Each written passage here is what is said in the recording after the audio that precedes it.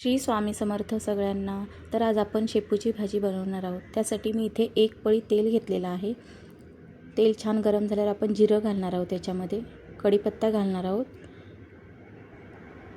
लसूण घालणार आहोत,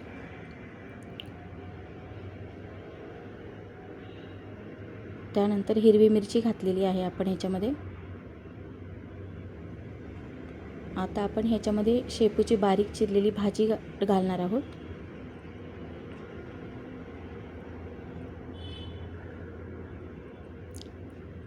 मुगाची डाळ घालणार आहोत. आपण स्वच्छ धुवून घेतलेली आहे डाळ आणि मग घातलेली आहे.